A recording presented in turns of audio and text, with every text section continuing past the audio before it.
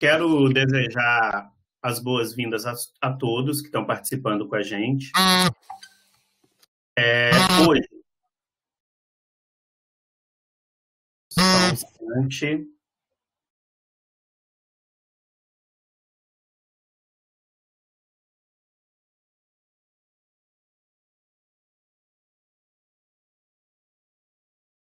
Carlos, seu microfone está mudo. Olá a todos. Hoje a gente tem o prazer de receber aqui o Fabrício Silva, para a gente poder discutir um pouco sobre os conceitos freudianos fundamentais e a psicanálise. Fabrício, agradeço por você ter aceitado estar com a gente. E eu vou deixar agora a palavra com a Moara, para que a Moara possa te apresentar para a gente e logo depois a Moara passa a palavra para você iniciar, então, o diálogo conosco. Oi, gente, boa tarde. Oi, Fábio, boa tarde. Obrigada por ter aceitado esse convite do PET. Gente, Fabrício é um amigo muito querido meu aqui da Bahia e ele é estudante da UFBA Federal. Na UFBA, ele estuda humanidades, então é uma grande área de humanidades em que ele tem ênfase nos estudos das subjetividades e do comportamento humano. Fabrício também é membro do CIPSE, que é o Seminário de Introdução da Teoria Psicanalítica, e ele estuda essa teoria já há 3 anos. Então, hoje ele vai trazer aqui um pouquinho dos conceitos fundamentais desse estudo para a gente. Fábio, é com você. Ok, valeu, Moa. Obrigado também pelo professor. Não sei se vocês estão me ouvindo muito bem. Se vocês não tiverem, vocês podem me avisar ao longo da apresentação, que a gente dá um jeito. Se vocês também tiverem perguntas, comentários, vocês podem fazer ao longo do processo. E a gente vai tentar solucionar da melhor forma possível. No mais, eu acredito que é isso. Se vocês precisarem falar alguma coisa, o professor já falou aí da barra dos comentários, então eu vou estar prestando mais atenção lá do que as nossas câmeras aqui. Eu também vou precisar usar um pouco do espaço da minha tela do computador. Então, dando início, eu pretendo falar aqui nessa apresentação principalmente sobre um pouco da história da psicanálise, o que fica falar da história de Freud na formação dessa teoria, e depois falar um pouco sobre os conceitos principais que ele desenvolveu ao longo desse processo. Começando, é importante salientar que Freud ele nasceu em 6 de maio de 1856 e ele veio de uma família judia. Ele foi um médico e ele se dedicou especialmente ao estudo das fisiologias e das neuropatologias. Ele foi influenciado por 2 médicos. Os médicos eram Charcot e Breuer, que foram 2 psiquiatras que influenciaram ele majoritariamente. E ele se interessou principalmente pelos aspectos psicológicos das doenças nervosas. Então, Freud e Breuer, eles se aliaram nessa condução dessa nova teoria. Eles se interessaram, eles foram inquietados primeiro pelo problema da histeria. Não sei se todo mundo que está aqui já conhece, mas a histeria, naquele período, lá para os anos 1880, 1890, eram basicamente problemas orgânicos em que a medicina não conseguia identificar nenhuma origem no corpo.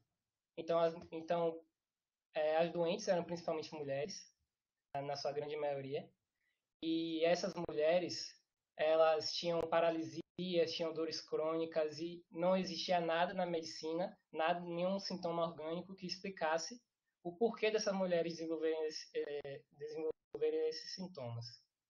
Então, naquela época, a histeria era relacionada principalmente a lesões específicas em regiões do cérebro. Então, se uma pessoa tem paralisia, porque uma região específica do cérebro tem uma lesão física, sendo que não era bem assim. Foi estudando as histerias que Freud e Breuer vão lançar em 1895, a primeira obra que foi conjunta dos dois, não foi somente de Freud, chamada Estudo sobre a Histeria. E nessa obra eles vão analisar um caso clínico que foi uma paciente de Breuer, não foi de Freud. Ela foi conhecida, não era o nome dela, né, porque eles usavam pseudônimos, ela foi conhecida como Ana U. Aí, nessa obra, os dois autores vão afirmar que os sintomas histéricos são resíduos psíquicos de experiências traumáticas, onde o processo psíquico carregado afetivamente foi desviado de sua elaboração consciente. Ou seja, era uma representação psíquica carregada de afeto. Vocês não estão conseguindo ouvir ou estão me ouvindo direito? Talvez se eu falar mais alto, assim tá melhor?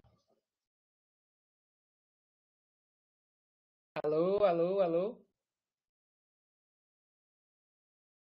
Assim tá melhor.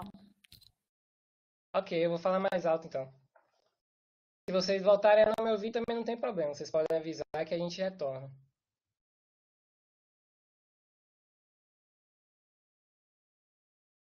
Posso continuar?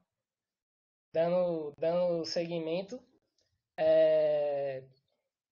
Eles né, nessa obra, né, no estudo sobre a histeria, eles vão dizer que os sintomas histéricos, as formações histéricas, são resíduos psíquicos de experiências traumáticas e foram impedidos de serem elaborados conscientemente.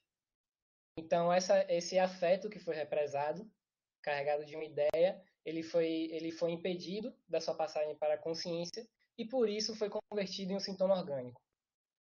O primeiro método desenvolvido por eles para tratamento das histéricas foi a hipnose. E a hipnose basicamente pretendia reviver o fato traumático vivido pelo paciente para o descarregamento desse afeto. E a esse processo de descarregar o afeto vivido anteriormente, eles chamavam de catarse. Então, Freud ele vai descrever a hipnose como uma possibilidade de uma conexão causal e relacionava eventos traumáticos aos fenômenos histéricos. Ele vai descrever ainda que fatos externos determinam a patologia das histerias. Então, ele vai dissociar o caráter orgânico da manifestação histérica. Ele basicamente vai tirar a histeria do lugar do corpo, do lugar do orgânico. Ele, além disso, vai explicar também que algumas dessas conexões não eram somente de eventos traumáticos anteriores, mas também de causas emocionais. Ou seja, a histeria não está necessariamente relacionada a um trauma, mas sim a uma associação simbólica subjetiva do paciente. Ele vai sustentar que a conversão histérica não é oriunda de uma excitação emocional, mas sim uma excitação de natureza sexual. Ele vai penetrar cada vez mais o passado dos seus pacientes e a partir daí ele vai realocar o papel da sedução nessa teoria. Ele anteriormente ele acreditava que as neuroses eram resultado de repressões impostas por traumas de sedução sexual que teriam acontecido no passado do paciente. Porém, em 1897, ou seja, 2 anos depois do lançamento do estudo sobre a histeria, ele vai se dar conta de que a teoria do trauma, que ele havia desenvolvido anteriormente, era insuficiente para explicar todos os sintomas da neurose. E tanto que tem uma carta que ele compartilha com um confidente dele, que é Fliss, que foi a pessoa que ele mais trocou correspondências ao longo da vida. Ele vai dizer que as histéricas mentiam para ele. Então, com o desenvolvimento desses relatos, ele vai abandonar a ideia da sedução na infância, ou seja, a ideia de uma experiência traumática anterior, vai desenvolver um conceito muito importante, que é o da fantasia. O que é a fantasia? Basicamente, a fantasia é o sinônimo de realidade psíquica. Não importa se o que o paciente está relatando ali na clínica ou o que ele está descrevendo como traumático aconteceu de fato. O que importa é que, para ele, aquela experiência é verdadeira e ela tem consequências e tem manifestações orgânicas e psíquicas, o que deixa um pouco de lado a questão da veracidade factual dos fatos. Então, ele vai dizer também que a fantasia é o resultado de formações da sexualidade infantil. Então, a partir desse ponto, ele vai diferenciar bastante a sexualidade infantil da sexualidade do adulto. Foi a partir desse ponto que Freud e Breuer vão se separar, principalmente pelo fato de Freud acreditar, como eu havia dito anteriormente, que a etiologia das doenças nervosas, ou seja, a histeria, estava relacionada a fatores sexuais, a energias sexuais libidinais. E Breuer não acreditava nisso, sendo que Freud sim. E foi a partir desse ponto também que Freud ele vai abandonar a hipnose. Ele vai deixar a hipnose lado por duas razões principais. A primeira é que era de difícil sugestão. Era difícil você submeter o paciente à hipnose. E segundo é que a melhora provida pela hipnose era muito pouco duradoura. Ela durava muito pouco tempo e a sua intensidade também dependia muito da relação entre o médico e o paciente. Foi com o abandono da hipnose que Freud vai desenvolver um novo método da psicanálise, que é a associação livre. O método da associação livre, por sinal, é o mesmo até hoje, é exatamente o mesmo método. Ele consiste basicamente na ideia de que o paciente relate ao analista tudo que vier à sua mente, não importa o conteúdo. Ele deve falar sobre tudo que aparecer no ambiente clínico. Isso por quê? Porque a cadeia dissociativa de palavras vai permitir o acesso ao inconsciente. Vai ser nesse método que as lembranças neuróticas vão sofrer com a resistência muito maior do que a hipnose. Porque na hipnose essas resistências ficam adormecidas. Porém, a questão é que essas resistências elas muitas vezes vão ser apresentadas como esquecimento ou negação. Agora, quando essas resistências são superadas por meio da associação livre, a melhora ela é substancial, diferente da hipnose, que era uma melhora rasa, pouco duradoura e não muito intensa. Ele vai observar essas defesas do sujeito, como o esquecimento, a negação, como defesas do ego, ou seja, são defesas do aparelho psíquico que muitas vezes surgem inconscientemente. A questão da associação livre ela é muito interessante no meio da psicanálise, porque ela vai ganhar uma dimensão extra, principalmente em relação ao futuro da teoria. Primeiro, é importante salientar que Freud tinha um esforço particular de submeter a psicanálise a pressupostos científicos. Porém, ao mesmo tempo em que ele tinha esse anseio de tornar a psicanálise ciência, a psicanálise não é ciência. Ela não é ciência, nunca foi e basicamente nunca vai ser. Isso principalmente por conta da questão do método. Isso por quê? Porque Freud, primeiro, ele indo de encontro à produção científica de desenvolver uma teoria, depois, a partir dessa teoria, desenvolver uma prática, e nessa prática ela ser experimentável, replicável e palpável, a psicanálise não é assim. Freud, primeiro, ele foi para a clínica, para depois, a partir dos fenômenos clínicos, desenvolver a teoria, e a partir da teoria que ele desenvolveu dos fenômenos clínicos, ele desenvolver melhor a prática, e tudo isso, desenvolver sua teoria, sua prática, e os meios científicos e tudo mais. E esse é um dos motivos principais da psicanálise não ser ciência hoje. Outra coisa que influencia nisso é o fato de o resultado clínico ele não ser algo palpável. Você não pega no inconsciente, você não vê o inconsciente. Você não sabe onde ele está no cérebro, você nem sabe se ele ocupa um lugar no cérebro. Além disso, o inconsciente não é algo replicável, não é algo demonstrável fisicamente. Você não consegue apontar, você não consegue experimentar ele, e então isso influencia na posição da psicanálise como não ciência. Outro fator, além desses todos que eu mencionei, que vão contribuir para a imagem negativa da psicanálise no meio científico, é que você não precisa de uma graduação para se tornar um psicanalista. Ou seja, você não precisa nem ser psicólogo, nem ser psiquiatra, nem nada. Você pode ser somente um psicanalista ou um engenheiro psicanalista, tanto faz. Você não precisa de uma formação, de uma graduação universitária. Mas, apesar de você não precisar de uma formação universitária, você vai precisar de muito estudo ético e teórico. Isso por quê? Freud vai descrever a formação do analista baseada em 3 leis fundamentais, o que ele chama do tripé do analista. Esse tripé do analista consiste basicamente em 3 coisas. A primeira é a formação continuada, ou seja, o analista ele não pode parar de estudar enquanto ele exercer a prática clínica. A segunda é que antes dele atuar sozinho na clínica, ele deve realizar consultas supervisionadas, uma espécie de estágio, como a gente vê aí em praticamente todos os cursos que a gente conhece.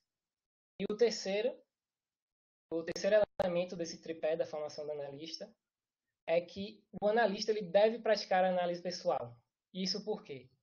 Porque ele precisa ter uma experiência do inconsciente, ele precisa observar o inconsciente antes de que ele consiga analisar e e colocar outras pessoas na mesma posição que ele.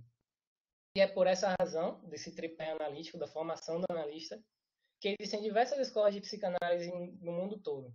Aqui no Brasil, a gente tem a Escola Brasileira de Psicanálise, a EBP. Em Florianópolis, existe o Laço Analítico, Escola de Psicanálise, que é a LAEP. E aqui em Salvador, a gente tem várias, porém as maiores são o Campo Psicanalítico e a Escola Baiana de Psicanálise. Elas se diferenciam em conteúdos teóricos, mas basicamente a questão freudiana é a mesma. Então, a partir desse ponto, ao diferenciar a sexualidade da criança e do adulto, Freud vai escrever os 3 ensaios sobre a teoria da sexualidade, esse livrinho aqui, em 1905. Ele vai pontuar a existência da sexualidade em criança. Ou seja, existe sexualidade em criança. E isso meio que foi revolucionário para a época. Ele vai afirmar que as crianças são perversas polimorfas. Perversas no sentido de possuírem uma meta sexual diferente da normal, da considerada normal, e polimorfas por poderem admitir inúmeros objetos para o alcance dessa meta. Ele vai dizer que a libido vai atravessar na criança a fase oral e anal, e depois dos 5 anos vai haver um período que ele chamava de período de latência. E nesse período de latência, as atividades sexuais da criança vão cessar por um certo tempo. Vai ser nesse intervalo de tempo, do período de latência, que as normas sociais vão ser interiorizadas. E isso vai obrigar a criança a ceder os seus prazeres em prol da vida em comunidade. É no fim do período de latência, que é a fase genital, que representa o curso sexual normal do desenvolvimento sexual, e é também nesse tempo que ocorre o complexo de Édipo, que, se superado, vai ocorrer a formação do superego. Agora eu queria chamar um pouco a atenção de vocês para o slide, porque nesse ponto eu acredito que uma ajuda visual vai ser interessante. Opa, cliquei no negócio errado. Cancelar. Agora sim, estamos certo. Vamos lá. Complexo de Édipo. É interessante pontuar que o complexo de Édipo em Freud ele ganha diferentes dimensões.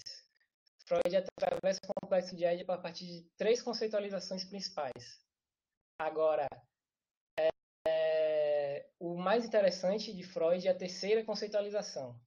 Ele basicamente vai descrever o complexo de Édipo primeiro. É um complexo porque ele representa um conjunto de ideias que são carregadas afetivamente, e o Édipo é uma referência ao mito do rei grego, o Édipo Rei. Mito do rei grego, vocês entenderam. Ao mito do Édipo Rei. Ele vai descrever o complexo como um desejo amoroso pelo progenitor do sexo oposto, ao mesmo tempo em que existe um desejo hostil em relação ao progenitor do mesmo sexo. Isso é o complexo de Édipo em Freud. Na terceira conceitualização, que, como eu destaquei, é a principal, ele vai inserir a castração no centro do processo. Agora, o que é a castração? Para a gente entender melhor o complexo de Édipo a partir de Lacan.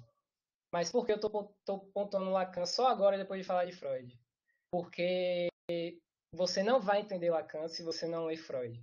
O próprio Lacan falava, vocês podem ser lacanianos, eu continuo sendo freudiano. Então é importante a gente compreender muito bem a teoria freudiana para a gente depois conseguir ver que Lacan ele basicamente não criou nada de novo. Ele simplesmente adaptou a teoria freudiana e construiu ela em novos conceitos. Agora, dando atenção maior ao slide, Lacan ele vai descrever o complexo de Édipo a partir de 3 tempos. No primeiro tempo, a gente vê aqui, ó, o complexo de Édipo em Lacan.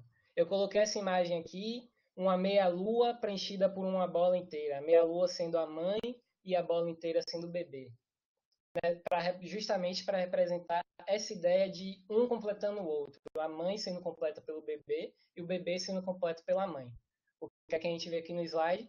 O bebê ele deseja ser desejado pela mãe. E por isso ele converte-se naquilo que a mãe deseja. O bebê está assumindo a posição de objeto, não de sujeito. Ele assume a posição de objeto, de servente a essa completude materna. A mãe, ele vai desejar o objeto, e por isso ela e o bebê formam uma unidade, onde um gera no outro a ilusão de perfeição e completude. Lacan pontua essa relação como uma relação dual, imaginária e especular, ou seja, é uma relação dupla que é imaginária. Ela existe somente na imaginação e parte de uma especulação de ambas as partes. No segundo tempo, um detalhe que é um pouco muito importante, que eu não mencionei, é o fato de que eu coloquei os nomes aqui, mãe, pai, bebê, porém Lacan ele não fala de mãe nem pai. Esse livro, a parte que falta, ele é um exemplo perfeito, porque uma professora minha, ela falou exatamente sobre esse livro. Aí tem um vídeo de Jojo, que ela lê um pouquinho, ela lê o livro todo, né? Não é só um pouquinho. Mas é basicamente isso aí, a parte que falta. Sim, retornando. Eu coloquei pai e bebê, porém é importante salientar que Lacan ele dizia que não é a mãe, não é necessariamente o pai, e que vão realizar essas funções na vida da criança. A mãe não é a mãe, ela é uma figura de maternidade. Ela é a figura que ama, que abraça, que acolhe, que cuida do bebê. Sendo que o pai, ele não é necessariamente o pai. Ele é a figura da lei, ele é a figura da representação do não, da interdição, que vai incidir sobre esse bebê. Então, não precisa ser necessariamente a mãe, não precisa ser necessariamente uma mulher ou um homem. Às vezes, não precisa nem ser uma pessoa. Existem teorias que dizem que objetos podem ocupar essa relação de figura materna e metáfora paterna. Agora, se essas teorias são correspondentes, existem de fato, não sei. Como eu disse, no primeiro tempo, a mãe e o bebê estão numa relação imaginária especular de completude. No segundo tempo, vai ocorrer a interdição paterna, vai vir a metáfora paterna. E a partir desse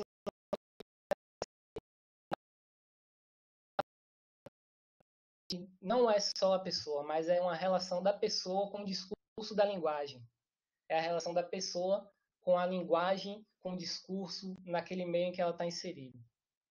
Nesse segundo tempo, através do discurso da figura materna, não é só a existência da figura paterna, mas ela deve surgir a partir da mãe, e a metáfora paterna ela vai intervir e vai privar a criança de seu objeto de desejo e a mãe de seu objeto de completude. Então a gente vê aqui, antes a mãe, que era essa meia-lua que estava relacionada ao bebê, que é essa bola grande, ela foi cortada no meio por essa linha, por esse espaço que eu coloquei como se fosse o pai, como se fosse a figura paterna.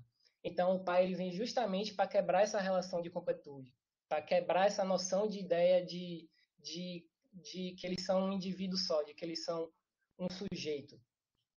Vai ser nessa privação do bebê com seu objeto de desejo e da mãe do seu objeto fálico que é a castração. Ou seja, a castração ocorre com a interdição da lei paterna que vem e divide a mãe do seu objeto de desejo e o bebê de sua mãe. A metáfora paterna é importante salientar que ela não é a lei, mas ela é o representante da lei. E ela exerce na castração a substituição da subjetividade da criança da lei da mãe para a instância externa. Porque o que é a lei em Lacan? Lacan vai dizer que a lei é tudo aquilo que existe externo ao ser e que meio que dá um molde aos seus comportamentos. É como se fosse é como se fosse uma obrigação externa que não vem do sujeito, mas que todos estão sujeitos a ela. Todos devem segui-la, todos devem respeitá-la, porque ela é a lei. Então, a figura paterna ela não é essa lei, mas ela é a representação de que o sujeito não pode. Ela é a representação de que a criança não pode, não deve, e ela só deve aparecer a partir do discurso da mãe. E como é que a gente vê isso? Por exemplo, mães solteiras. Esse foi um exemplo que minha professora deu no momento que eu estava aprendendo isso. Muitas pessoas podiam falar, beleza, mas e uma mãe solteira? Então quer dizer que o filho não vai atravessar esse processo? Não, o filho vai atravessar esse processo e através do discurso da mãe. No momento em que a mãe diz, não, meu filho, você não pode fazer isso, você não pode ir para lá, você não deve fazer isso por diversas razões. Isso é a metáfora paterna atuando sobre o indivíduo. No terceiro tempo, a gente consegue ver aqui que no terceiro tempo, por conta da castração, o bebê está estabelecido com a falta. O bebê que antes era a bolinha inteira, agora ele é uma meia-lua com uma mãe. Ele é um ser faltante. Ele abandona a posição de objeto e deixa de se identificar com o eu ideal e passa a se identificar com o ideal do eu. Sendo o eu ideal essa imagem narcísica, ou seja, que vai e volta para o próprio sujeito, essa imagem narcísica de perfeição, e vai ser abandonada em detrimento do ideal do eu, que é essa imagem de perfeição a ser alcançada, ou seja, existe fora, é externo. Porém, é interessante pontuar que existem 3 possíveis destinos para o complexo de Édipo. E esses destinos eles vão formar a estrutura do sujeito. O primeiro destino é a neurose. Na neurose, como a gente pode ver aqui, existe o bebê novamente como aquela meia-lua, ou seja, o bebê falta, a castração aconteceu e ela está bem estabelecida. E o sujeito castrado ele convive aqui com a imagem do pai, a figura paterna, e o bebê faltante existem e se reconhecem como existentes. Os neuróticos, Freud vai pontuar isso só lá no final dessa teoria, que é o mal-estar na civilização, que é onde ele vai dizer somos todos neuróticos. Antigamente ele acreditava que a neurose era uma patologia. Depois ele vai dizer não, somos todos neuróticos. E vai descrever a ideia de estrutura. Os neuróticos são os indivíduos considerados normais, e na neurose a criança aceita a operação da castração, ou seja, a lei do pai ela surge, divide a criança e o bebê, e o sujeito convive com ela. O mecanismo de defesa da neurose é o recalque, e o recalque basicamente tem o objetivo de manter distante da consciência elementos que foram considerados muito, muito traumáticos ou que o indivíduo é incapaz de lidar. Ou seja, no recalque existe uma representação e um afeto que eles são colados. Agora o recalque vem e pega a representação e só sobra o afeto. Isso na neurose. A outra estrutura, que também é resultado do complexo de Édipo, é a perversão. Aqui, como eu coloquei, vocês podem ver, a meia-lua, novamente, o bebê sendo representado pela falta, e a figura do pai, a figura da metáfora paterna, que é a castração, ela ainda está aqui. Isso é muito importante, ela ainda está aqui, porém ela está com X. Isso por quê? Na perversão, a gente vê que a criança ela atravessa a castração, agora ela renega. A interdição da metáfora paterna ela não ocorre efetivamente. E por isso o que vigora é a lei da mãe. O desejo é desejo da mãe, que o indivíduo confunde como se fosse dele mesmo. Então, no inconsciente desse indivíduo, a lei existe para ser transgredida. E o mecanismo de defesa é justamente a renegação, que é a atuação contra a percepção de uma demanda. O perverso renega a falta. Ele renega a existência da metáfora paterna. Isso porque, no inconsciente dele, existe a dualidade entre querer saber da castração, entre saber da castração e nada querer saber sobre ela. O indivíduo sabe que ele é dividido, o indivíduo sabe que ele é faltante. Agora, ele renega essa falta porque ele não consegue lidar com ela. A terceira estrutura é a estrutura psicótica. Aqui a gente está vendo na psicose o mesmo desenho que a gente viu no primeiro tempo do Édipo lacaniano, que é o quê? A mãe dividida, a mãe em forma de meia-lua, com um bebê em forma de bola, o bebê inteiro, ligado à mãe. Na psicose, o que é que acontece? O sujeito ele não atravessa a castração. O sujeito não é castrado. Isso por quê? Isso, na psicose, a criança ela vai permanecer na posição de objeto e a interdição da lei ela não vai ocorrer. A metáfora paterna não existe. A lei não existe. A mãe e o filho eles se tornam um par permanente. E não existe por quê? Porque a metáfora paterna nem chega a entrar no jogo do complexo de Édipo. Ela não aparece, tanto que ela nem está aqui nessa imagem. A metáfora paterna ela não entra no jogo nem para ser afirmado, nem para ser negado, como muitas vezes é na perversão. O que é perversão? Uma lei vacilante. É aquela lei que vem, mas pode, não pode, às vezes não pode. Na psicose, não. Essa lei não existe. Então, se não há castração, não há falta. Se não há falta, não há desejo. Se não há desejo, não há sujeito. O inconsciente do psicótico está a céu aberto. E o mecanismo de defesa da psicose vai ser a foraclusão. Foraclusão é um termo que Lacan retirou do direito, que basicamente significa a exclusão de algo que nunca esteve dentro. Ou seja, é a exclusão da castração que nunca fez parte da constituição do sujeito. Agora é interessante pontuar que o que o sujeito foraclui, ou seja, aquilo que é castrado e que o sujeito exclui da sua formação subjetiva, ele vai ser excluído e vai reaparecer na realidade do sujeito, vai reaparecer no real em forma de alucinação ou em forma de delírio.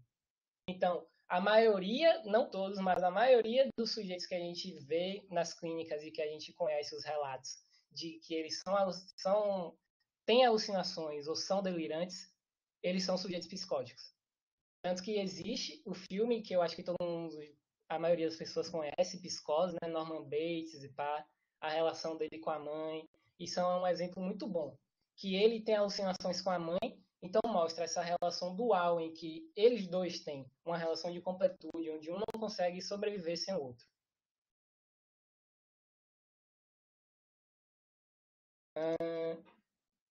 Toda hora eu clico no botão errado. Agora, eu só quis usar o slide nessa parte para ser um auxílio visual, porque eu entendo que às vezes isso pode ser meio complicado e tudo mais. E eu acredito que a gente visualizando isso fica mais fácil. Porém, esse momento já passou.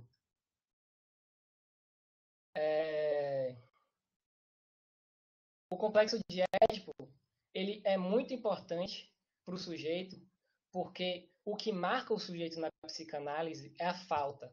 Como a gente viu no complexo de Édipo, o final, no terceiro tempo, o sujeito é faltante. Então, o que a gente lida na psicanálise, na clínica, não é o sujeito, não é a pessoa que está na nossa frente, mas sim o sujeito inconsciente. É aquele que foi perdido durante o complexo.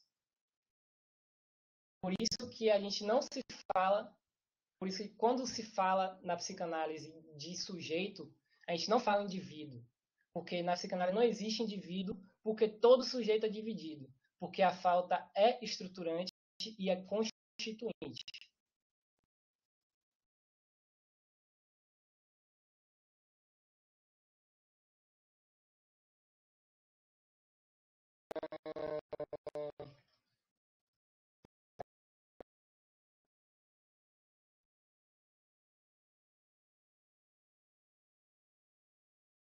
Depois disso, Freud ele vai passar para uma pergunta muito interessante. Ele basicamente se pergunta sobre o que é o eu. E ele vai descrever o eu a partir do inconsciente. E é a partir disso que ele vai dizer que ele estabeleceu a terceira ferida narcísica da humanidade. O eu não é senhor em sua própria casa. Isso por quê?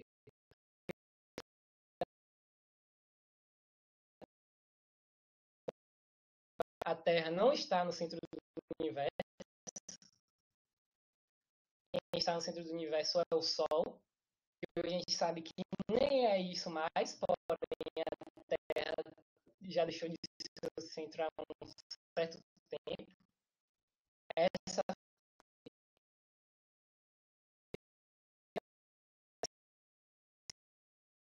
o ser humano ele não é o melhor, ele não é o mais evoluído, ele não está no topo da cadeia alimentar. Ele é só mais um resultado da sua adaptação. E o terceiro é Freud, que é o eu não é senhor em sua própria casa, ou seja, a gente não tem consciência, a gente não sabe sobre todos os processos psíquicos que a gente passa. Isso por quê? Por conta da existência do inconsciente. Ele vai descrever a estrutura psíquica se forma no desenvolvimento infantil, com o complexo de Édipo, às custas de uma sexualidade. E o principal papel é justamente atribuído ao inconsciente. Ele vai descrever o aparelho psíquico como funcional a partir de três oposições. A primeira é a oposição entre sujeito e objeto, ou seja, mundo interno e mundo externo. A segunda é entre atividade e passividade. E ele basicamente vai descrever que a origem da sexualidade, a origem da formação psíquica do sujeito é de uma origem sádica. E a terceira é a oposição prazer e desprazer, sendo o prazer um acúmulo de excitação no aparelho psíquico, sendo desprazer, o acúmulo de excitação no aparelho psíquico, e o prazer um alívio dessa tensão, o alívio dessa excitação acumulada.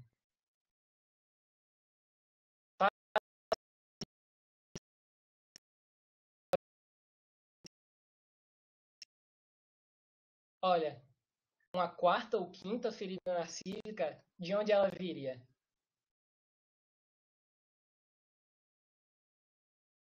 Talvez seja possível, sim. Sim, acredito sim. Acho que é muito possível. É até interessante você comentar isso porque isso remete à questão das estruturas. E isso também remete ao fato de a psicanálise ser uma teoria continuada. A psicanálise não é fechada. Ela se faz a partir do analista. O psicanalista ele faz a sua psicanálise. Então, por exemplo, hoje em dia, já existem pessoas que falam sobre uma quarta estrutura: neurose, perversão, psicose e autismo, que eles descrevem como se fosse a quarta estrutura que foi perdida ou foi deixada passar. Agora, isso tem a ver com a inserção do sujeito na linguagem, isso tem a ver com o primeiro tempo do Édipo. Então, se vocês tiverem dúvidas ou se interessarem, eu posso explicar melhor.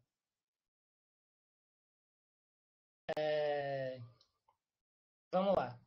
Então, as três oposições, prazer e desprazer, ativo, passivo, sujeito, objeto. Ele vai descrever essas oposições como funcionais do aparelho psíquico e vai descrever o inconsciente a partir de 4 pontos de vista. O primeiro ponto de vista é o tópico. O ponto de vista tópico basicamente se refere aos aparelhos psíquicos. A primeira vez que Freud desenvolveu isso, ele é chamado de primeira tópica, era composta por consciente, pré-consciente e inconsciente. Eram essas três.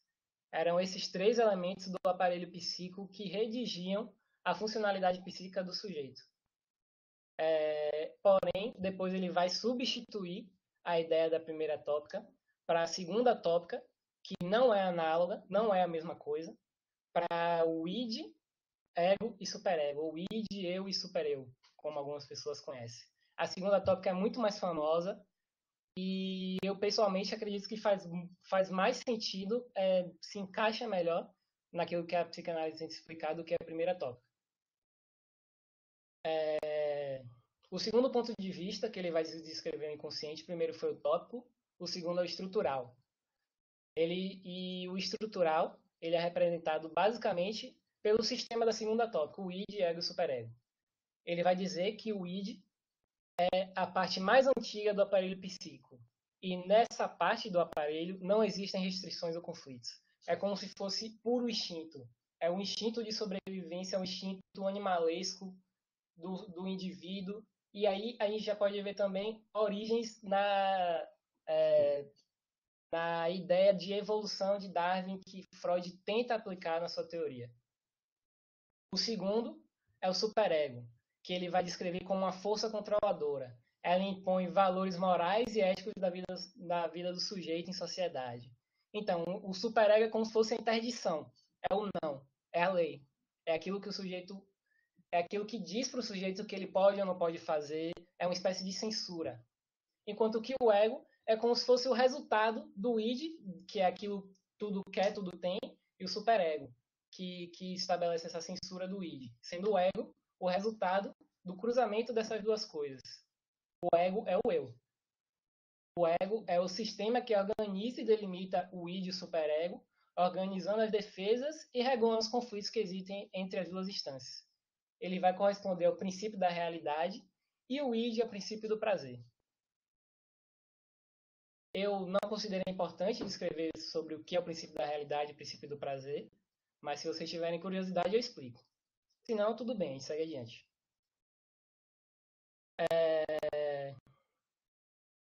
O terceiro ponto de vista, além do tópico e do estrutural, é o ponto de vista econômico. E o ponto de vista econômico vai dizer respeito às energias do aparelho psíquico marcado pela oposição que eu descrevi antes, prazer e desprazer. Então, é nesse sentido que ele vai diferenciar inicialmente a libido do eu e a libido sexual. Ele vai dizer que a primeira é uma conservação do indivíduo gerida pelo prazer e a autopreservação, enquanto que a segunda, que é a libido sexual, ela representa uma conservação da espécie e muitas vezes vai assumir desprazeres ou vai adiar prazeres em prol de um prazer maior no futuro, ou da vida em sociedade, ou o que quer que seja. Ele depois vai abandonar essa ideia, dizendo que toda a libido é libido do eu, isso por conta do caráter narcísico da pulsão. Ele vai atribuir o caráter destrutivo da libido ao sadismo estrutural e isso vai levar ele à ideia de pulsão de vida e pulsão de morte. E também foi desenvolvido por ele nos últimos capítulos de sua história, no Mal-Estar da Civilização. Ele desenvolveu a ideia de pulsão de vida e pulsão de morte, principalmente por conta da sua experiência na guerra, que foi na Primeira Guerra. Ele perdeu um filho e ele via toda aquela destruição que a humanidade era capaz de produzir e ele ficou estarrecido, ele ficou muito assustado.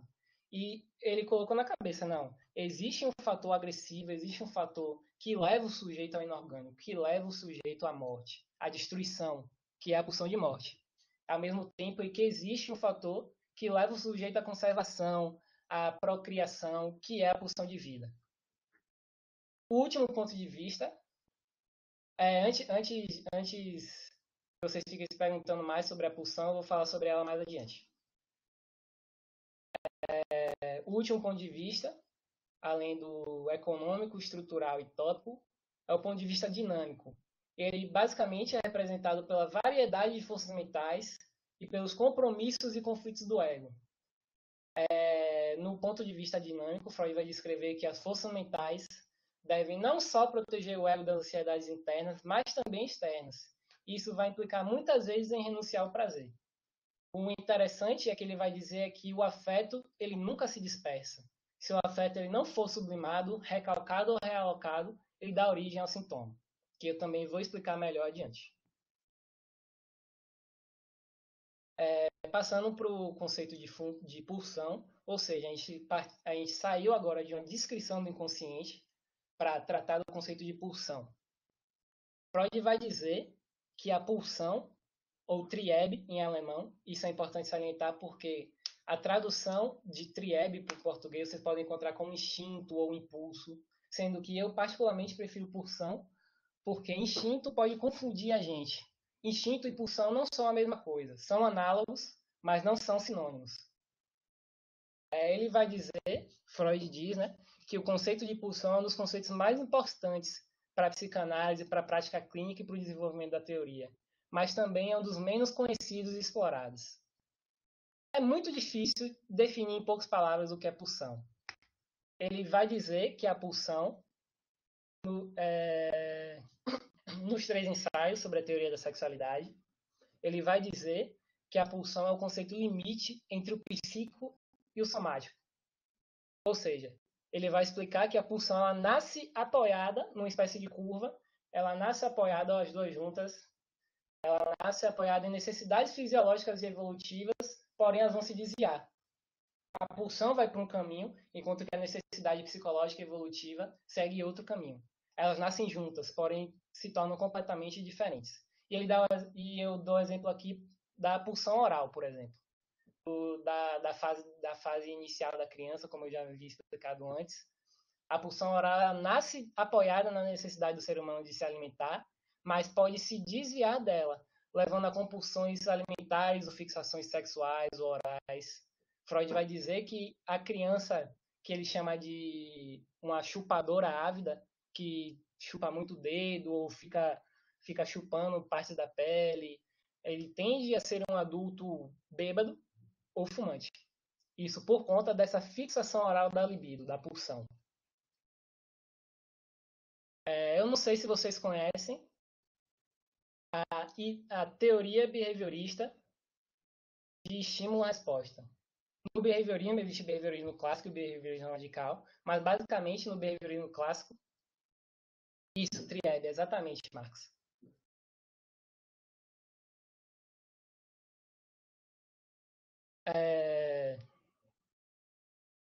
Trieb, impulso, instinto, desejo.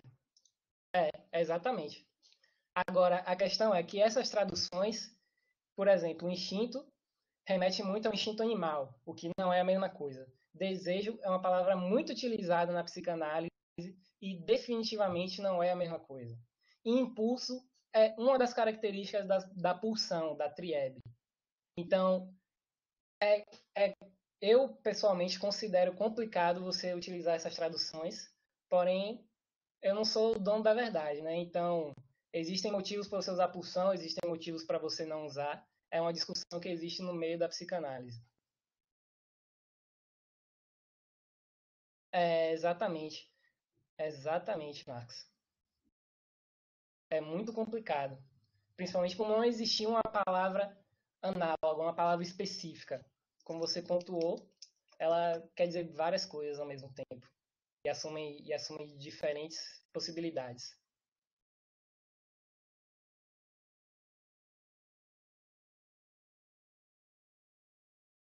Então, retornando à ideia de pulsão, eu não sei se vocês conhecem a teoria behaviorista, mas no behaviorismo clássico, eles vão descrever o comportamento humano. Basicamente, eles vão dizer que existe um estímulo externo, um estímulo do ambiente, que incide sobre o sujeito e a percepção desse estímulo vai gerar um comportamento específico. Freud vai dizer que a pulsão é como se fosse um estímulo da teoria behaviorista, porém é um estímulo interno, ou seja, nasce no próprio corpo. E essa é uma das características principais da pulsão. Ela tem 4 características principais. A primeira é que a origem é no próprio corpo, a única meta da pulsão é a satisfação, ou seja, é o desacúmulo, porque, como eu descrevi antes, o desprazer é o acúmulo de excitação e a satisfação é o desacúmulo dessa excitação na psicanálise. A terceira característica da pulsão é que ela pode assumir vários objetos, sendo objeto tudo aquilo com que a pulsão alcança sua meta, ou seja, para alcançar a satisfação, a pulsão pode adotar basicamente qualquer coisa. E isso é interessante, porque a pulsão pode adotar qualquer coisa, mas nada é uma coisa qualquer. Tudo para o sujeito, tudo que o sujeito adota como símbolo de sua vida, com significado, ele tem uma razão, tem um motivo dentro da história dessa pessoa. Então, não é por acaso, mas pode ser qualquer coisa. A última característica da pulsão é que ela é dotada de impulso. Outra possibilidade de tradução da triebe, sendo que não é. A pulsão, que é a triebe, ela tem impulso. E esse impulso, basicamente, quer dizer uma força de trabalho. É a energia que o sujeito gasta para a realização dessa pulsão. Seja uma energia física ou uma energia psíquica. Em 1915, Freud vai escrever a pulsão e suas vicissitudes. E ele vai destacar que existem 4 caminhos para a pulsão. O primeiro deles é a reversão em contrário. O segundo é voltar-se contra o próprio sujeito. O terceiro é o recalque. E o quarto é a sublimação. Exemplos que ele traz. Reversão em contrário. É o sadismo e o masoquismo. Freud diz que o masoquismo é um sadismo estrutural voltado para o próprio sujeito. O masoquismo é um sadismo voltado para o próprio eu, numa relação circular. Então, esse é um dos possíveis destinos da pulsão, a reversão em contrário. Mentira, a volta contra o próprio sujeito. A reversão em contrário é a conversão em amor e ódio, de amor em ódio, que ele vai descrever o amor e ódio como não exatamente contrários, mas sim possíveis de três diferenças. Existe o amor e ódio, o amor-ódio e o amódio. E ele vai explicar como diferentes entre si, não considerei interessante a gente abordar aqui. O recalque é um dos possíveis destinos da pulsão, como eu já havia explicitado anteriormente. O recalque é um mecanismo de defesa do sujeito neurótico e um dos destinos da pulsão é o recalque. O outro destino, o último, é a sublimação. E o que é a sublimação? A sublimação, basicamente, é o exercício de qualquer atividade criativa do sujeito que seja aceita socialmente. Então, é a produção teórica, é a atividade intelectual, é a produção artística. E, principalmente, a arte Freud vai salientar como uma sublimação e como fundamentais para a existência do sujeito em sociedade. Porque se essa energia não for escoada, não for sublimada nessas produções que são aceitas socialmente, ela vai ser direcionada para outra coisa. E essas outras coisas podem ser extremamente complicadas. Quem vai pontuar isso depois é Lacan. Ele vai dar um quinto destino possível à pulsão. Ele vai dizer que outro destino da pulsão é a angústia. Freud diz que a angústia é a falta de objeto, ou seja, é o afeto à deriva. É o afeto que não está relacionado a nenhuma ideia, a nenhuma representação. Sendo que Lacan vai dizer que a angústia é a falta da falta. Ou seja, não é a falta que você sente daquilo que você não tem. Isso é a angústia, para Lacan. Freud vai pontuar que a pulsão é uma força inconsciente e é constante. Ou seja, a pulsão não deixa de atuar e pressionar o indivíduo para o alcance da sua meta, para ser satisfeito. E ele levou isso em consideração ao determinar as manifestações do inconsciente. O inconsciente, a pulsão, é uma força que não deixa de se exercer. O inconsciente ele sempre se pressiona a se manifestar. E ele se manifesta, de acordo com Freud, em 4 coisas. Na verdade, 5, sendo que uma delas é a associação livre, que eu já havia falado antes. A primeira são os atos falhos, a segunda, os xixes, o terceiro, os sonhos e, por último, os sintomas. Vamos ver um de cada vez. O que são os atos falhos? Basicamente, falando em termos técnicos, os atos falhos são a manifestação de uma intenção inconsciente reprimida em uma manifestação consciente intencional. Ou seja, é quando a gente chama a professora de mãe. E eu tenho certeza que muitos alunos aí já fizeram isso. É quando você fala algo, quando você está tentando falar alguma coisa e você fala a coisa errada. Isso é um ato falho. E o ato falho é a manifestação de uma ideia do inconsciente. Os xixes, que é a segunda coisa, eles são uma espécie de piada. Então, no xixi, uma pessoa vai falar alguma coisa para outra pessoa e essa segunda pessoa vai dar risada. Agora, porém, essa risada, ela é inconsciente, ela é súbita, ela veio do nada. A pessoa só deu risada sobre aquilo que o outro disse. E ao ver a risada do outro, a primeira pessoa, a pessoa que falou, ela vai dar risada junto. Então, são duas pessoas dando risada. E por que isso é uma manifestação do inconsciente? Freud vai dizer que o xixi é uma relação circular, onde o sujeito exprime uma ideia do inconsciente e essa ideia é confirmada pela risada do outro, ou seja, ele acredita aquilo que eu falei e ela vai ser reafirmada na volta, no momento em que o outro sujeito ri. Então, a piada, o xixi, ele é uma manifestação do inconsciente justamente por isso, porque ele é a confirmação de uma ideia inconsciente que surgiu a partir de um circuito. O xixi não existe em um sujeito isolado, mas somente entre um sujeito e outro.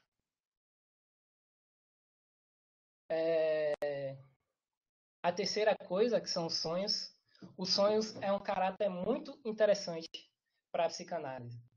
Isso por quê? Porque foi a primeira teoria, foi a primeira descrição da psicanálise a fenômenos não patológicos. A interpretação dos sonhos, que é esse livrinho aqui, Ele é dividido em 2 capítulos, 1 e 2. Essa edição aqui tem os 2, é bem grande. E ele foi a primeira vez em que Freud... livrinho. Ele foi a primeira vez em que a psicanálise se debruçou sobre comportamentos não patológicos. Freud vai dizer que o sonho é o comportamento universal do inconsciente, é a linguagem universal do inconsciente. E por isso é tão importante para a psicanálise. A primeira coisa que Freud vai estabelecer no estudo dos sonhos, ele fez uma distinção entre o senso comum dos sonhos e a questão científica.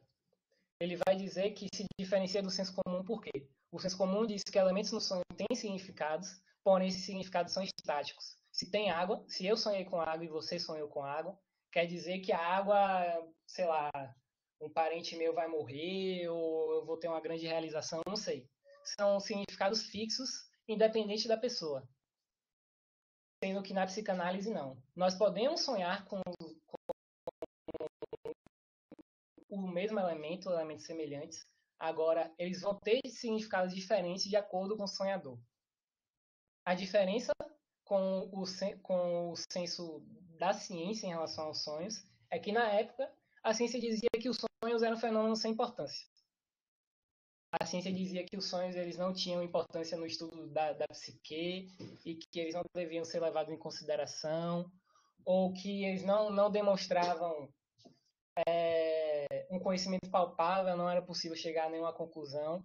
Aí Freud vem na interpretação dos sonhos e estabelece que todos os sonhos são realizações de desejos. Todos, sem exceção, inclusive os pesadelos.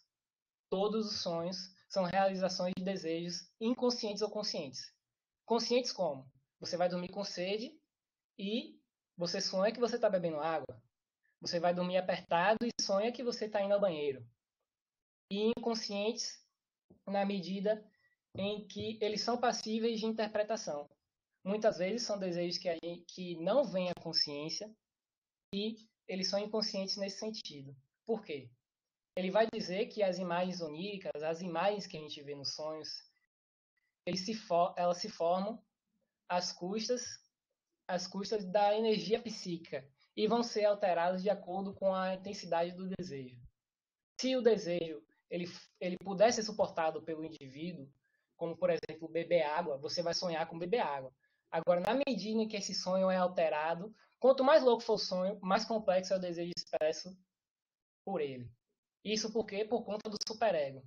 O superego é uma instância de censura da psique humana que vela aquilo que é considerado hostil ou impróprio ou contra as leis da psique do sujeito.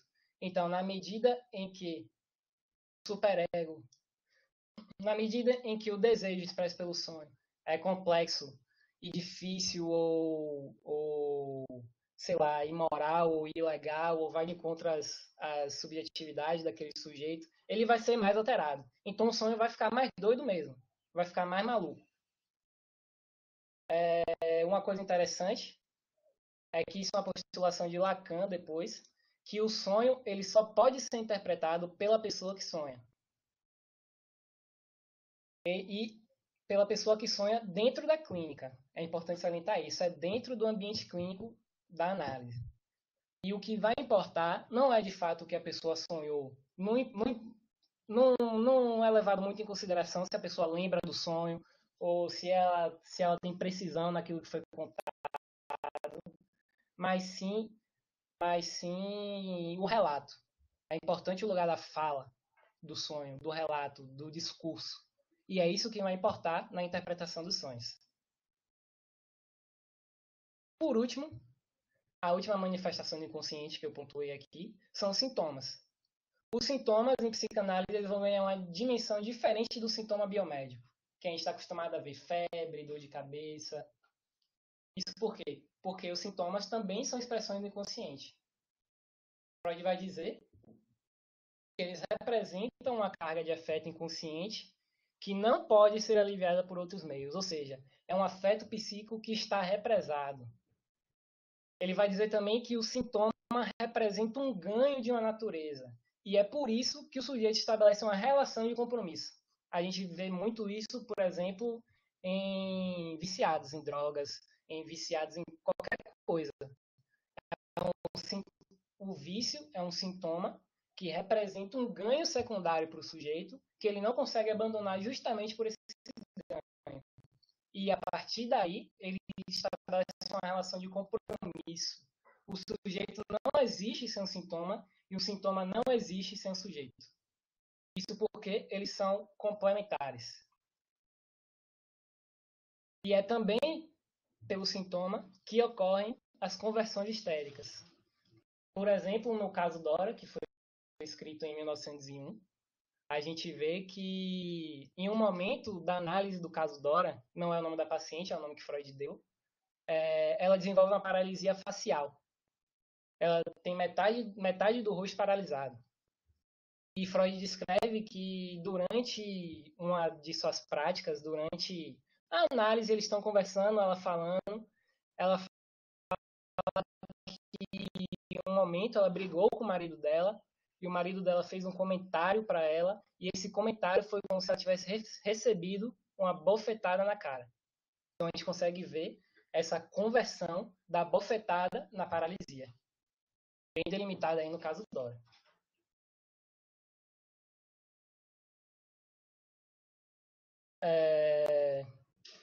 Por último, o último conceito, um dos últimos, né, que eu quero falar, que é muito importante para a prática e para o desenvolvimento da teoria da psicanálise, é o conceito de transferência. Vocês provavelmente já ouviram falar, mesmo que em outro contexto, mas a transferência, basicamente, é quando o analista ocupa para o analisante a posição de suposto saber. Ou seja, o analisante vai até o profissional por acreditar que ele possui um saber sobre o sujeito que ele não sabe. Ele chega com uma demanda. A transferência vai ser bem estabelecida quando o analisante desenvolver sentimentos afetivos ou destrutivos para a figura do analista. E isso é muito comum a gente ver, vocês com certeza já viram em algum filme, série, ou talvez até na vida real, casos de que o paciente fica obcecado pelo psicólogo, ou então fica com desejo de matar ou de possuir. Isso tudo é resquício da transferência. Isso tudo quer dizer que a transferência está bem estabelecida, porém talvez tenha existido uma falha no manejo, e é a partir da transferência que o analista ele vai trabalhar com o analisante. Freud vai pontuar também que esses sentimentos de afetividade e destruição, eles não são dirigidos à pessoa analista, mas sim a quem ela representa. A pessoa que ocupa uma posição semelhante a desse profissional na vida da pessoa.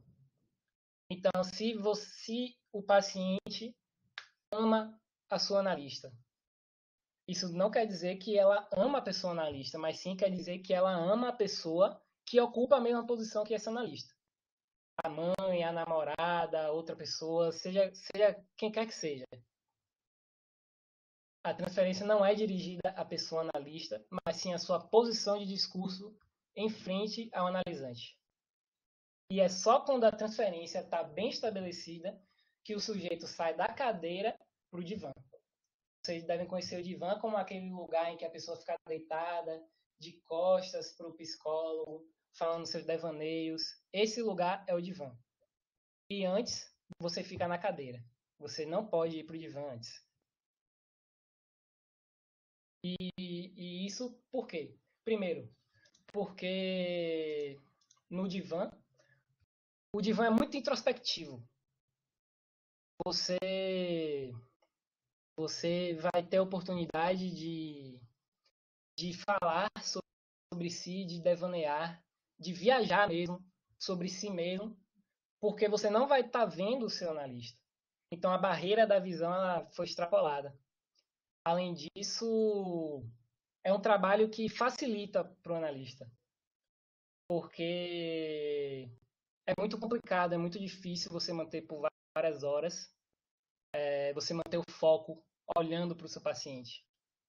Quando você está no divã, você dá meio que essa folga, né?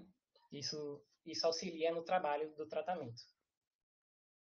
Então, como eu descrevi anteriormente, a psicanálise ela foi descrita com base nos seus resultados práticos. A clínica ela desenvolveu regras que foram alcançadas pela experiência. Então, primeiro, houve uma observação experimental para facilitar o instrumento clínico. Se no jogo da clínica a regra do paciente é associação livre, ou seja, falar livremente, a regra do jogo do analista é a atenção flutuante. Basicamente, a atenção flutuante é o esforço do analista em conter as influências da consciência no processo analítico. Ou seja, é o esforço do analista de conter as influências da sua consciência ali no momento da clínica. Isso vai implicar em quê? Em nenhuma anotação durante o processo clínico. O analista ele não pode anotar nada durante a consulta. Ele não deve.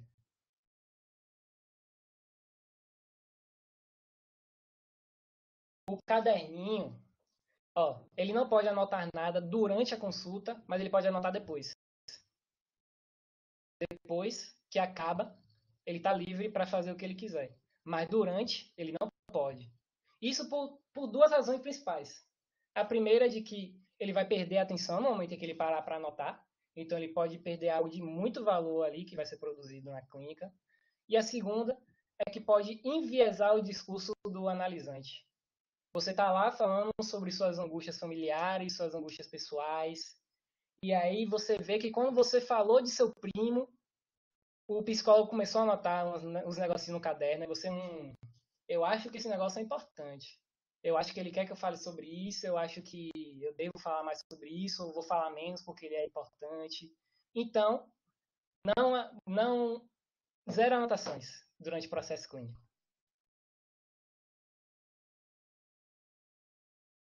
E é justamente por isso. Por se tratar de um ambiente extremamente pessoal e subjetivo, o analista deve estar extremamente atento a essa prática. Caso contrário, poderá cair em armadilhas. E uma das armadilhas que a psicanálise pontua é a ambição de produzir algo de valor. O analista ele não pode cair na ideia de que ele deve produzir algo. O analista não pode, o desejo do analista não pode sobrepor o desejo do paciente. O desejo do analista de que o paciente melhore não pode ser maior, não pode sobrepor, não pode direcionar o tratamento sobrepondo o desejo do paciente. Isso não é lugar do analista, isso não é lugar da prática da psicanálise e vai de encontro a todas essas ideias básicas. Outra questão interessante e importante para a atuação do profissional é reconhecer alguns fenômenos clínicos. Alguns fenômenos que Lacan, principalmente, vai descrever, mas que eu considero importante aqui para a gente conhecer melhor sobre a prática do analista dentro do ambiente da clínica, são as lembranças encobridoras, a estranheza, as negativas e os fenômenos de linguagem. O que são as lembranças encobridoras? As lembranças encobridoras são quando o paciente está descrevendo um acontecimento ou um fenômeno e ele esquece de falar sobre um detalhe ou falar sobre uma pessoa que estava presente, qualquer coisa. Isso é uma lembrança encobridora. Basicamente, é o sinônimo de uma resistência inconsciente a falar sobre certo assunto, sobre certo tema. Enquanto que a estranheza, a gente vê a estranheza diretamente no relato do paciente. Quando o paciente fala, estou me sentindo estranho, ou isso foi estranho, meio que quer dizer que existe um elemento aí que merece atenção. Existe um elemento nesse ponto do discurso, nesse ponto da fala, nesse momento da vida do sujeito que merece atenção. E isso por quê? Porque a estranheza basicamente é um fenômeno linguístico. É você não conseguir nomear algo que você sente, algo que você vê, e a gente busca entender o porquê de você não conseguir dar essa nomeação, do porquê você não conseguir atribuir fala, atribuir voz a esse momento, a essa coisa que você descreve, mas que você não consegue dizer exatamente o que é. A outra coisa que eu pontuei são as negativas. Ou seja, é quando o paciente nega instantaneamente a intervenção do analista ou quando ele afirma algo com a negativa. Uma professora minha deu um exemplo de um paciente dela que estava relatando o sonho para ela e falou: você pode pensar que essa mulher era minha mãe, mas não era. Leva a gente a supor, meio que instantaneamente, que aquela mulher que ele sonhou era a mãe dele. A negativa ela vai existir quando o conteúdo que foi recalcado abre caminho à consciência com a condição de ser negado. Ou seja, aquele conteúdo que foi negado, ele não vinha à consciência antes, porque ele não podia ser afirmado. O crivo da consciência não permitia essa afirmação.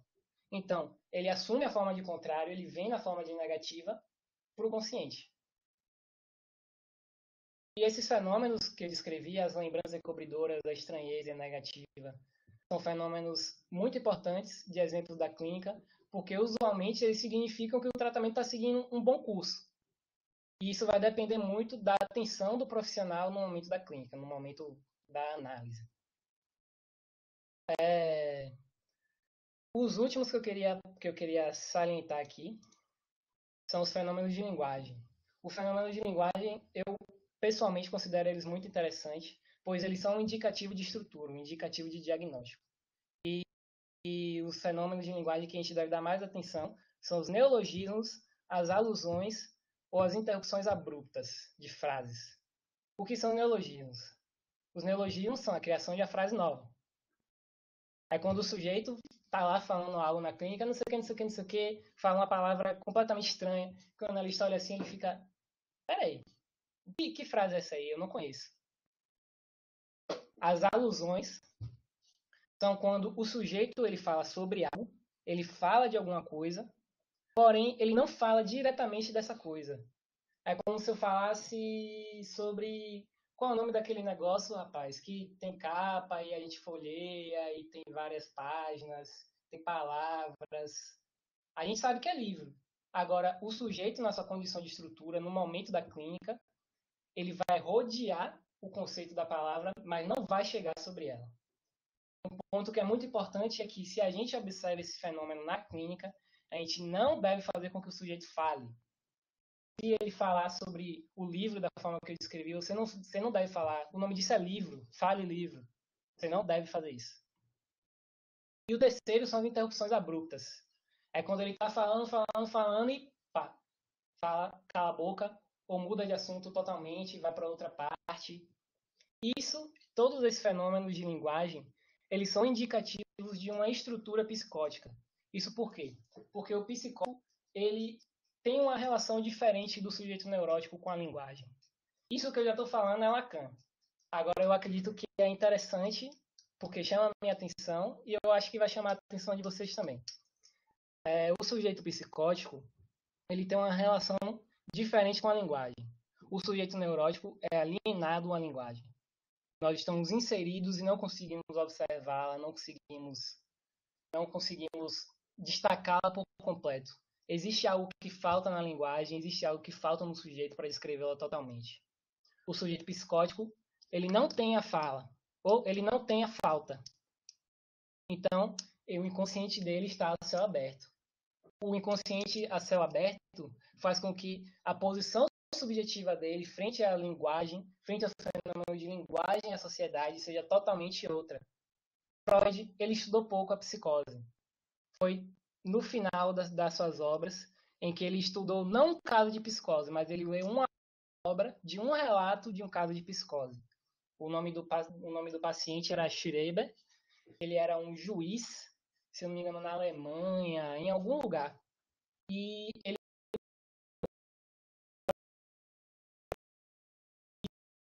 falou sobre o delírio dele.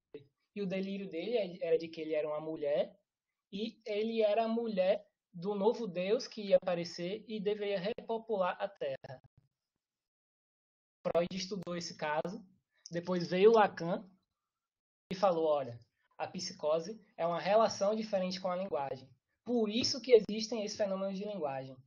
Existem neologismos, existem as alusões, as interrupções, porque no momento em que o sujeito faz um neologismo, no momento em que o neologismo surge na clínica, aquela frase faz total sentido para ele. Aquela frase para ele é esclarecedora, ela é invasora, ela é um resumo de tudo aquilo que ele quer dizer. E isso não quer dizer que aquela frase é errada, ou que aquilo é falso, ou que aquilo não existe. Mas sim quer dizer que ele compartilha de algo que a gente não tem. Ele tem algo de subjetivo, existe algo de único nesse sujeito que não é compartilhado pela sociedade. A sociedade não consegue captar esse discurso e não consegue acolher. E é por isso que os psicóticos são considerados loucos. Porque eles falam asneiras, falam de várias coisas que na nossa cabeça não fazem sentido. Eles repetem a mesma coisa, eles têm delírios de grandeza, de repetição, de paranoia, e a gente não consegue entender como esse sujeito chegou a essa conclusão. Aí o Lacan vem dizer o quê? Que o sujeito ele está numa posição privilegiada sobre si mesmo. Somente o sujeito sabe sobre si. E é por isso que somente o sujeito que faz um neologismo sabe o que quer dizer. Então, não cabe a nós, não cabe ao indivíduo neurótico que compartilha a ideia de linguagem, consegue sobreviver com ela, não cabe a gente dizer ou acompanhar ou tentar decifrar os fenômenos de linguagem impostos pelos psicóticos. O que a gente deve fazer, o que um analista deve fazer nessa prática clínica é acompanhar. Ele acompanha o sujeito, mas ele não decifra, ele não traduz, ele não se insere no discurso. Ele caminha lado a lado. O analista é o secretário do alienado. E é por isso que esses fenômenos são de sumária importância. Por quê? Porque, como eu disse antes, não sei se vocês lembram, no momento que eu estava explicando o slide, o psicótico ele tem um mecanismo de defesa, a foraclusão. E o que o psicótico foraclui, a castração, o que é foracluído reaparece no real em forma de alucinação ou de delírio. Então você pode pensar, então só psicótico alucina, só psicótico delira. Não. Neuróticos também têm alucinação, perversos também têm. Agora, eles têm alucinações orgânicas, que normalmente são acarretadas por uso de drogas ou de disfunções hormonais ou químicas. São as chamadas psicoses orgânicas, que também merecem a nossa atenção, também são casos extremamente sérios, mas são diferentes das psicoses estruturais. Porque o caráter orgânico na psicose ele não é presente, enquanto que na psicose orgânica é, nos neuróticos é. Aí, os fenômenos de linguagem, eles dão uma ideia de diagnóstico. Por quê? As alucinações, como eu disse, elas não bastam, elas não são suficientes para explicar o fenômeno da estrutura. A gente não pode dizer que uma pessoa é psicótica porque ela está alucinando, porque ela está ouvindo vozes ou porque ela tem delírio de grandeza. A gente não pode dizer isso. Às vezes, a gente escuta uma pessoa,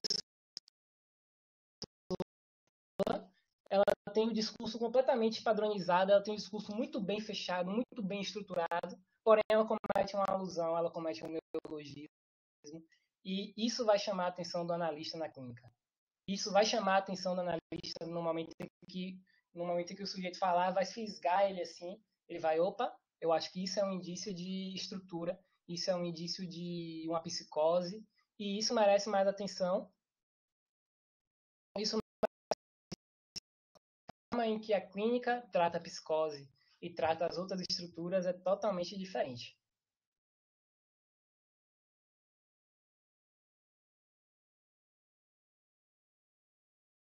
Então, eu acho que basicamente é isso. Eu queria terminar justamente assim, falando um pouco sobre a prática da clínica, a prática das estruturas e como se dá o tratamento, como se dá a postura do analista e a postura do paciente em frente ao ambiente clínico. A gente já teve a base teórica, a gente já teve a base histórica para compreender e entender melhor alguns conceitos anteriores e para a gente saber se direcionar em relação a uma prática psicológica, uma prática pessoal, uma prática do eu. E é isso. Fabrício, muito obrigado pela sua fala. Acredito que todos ficaram bem interessados e gostaram bastante. Então, muito obrigado pela sua disponibilidade.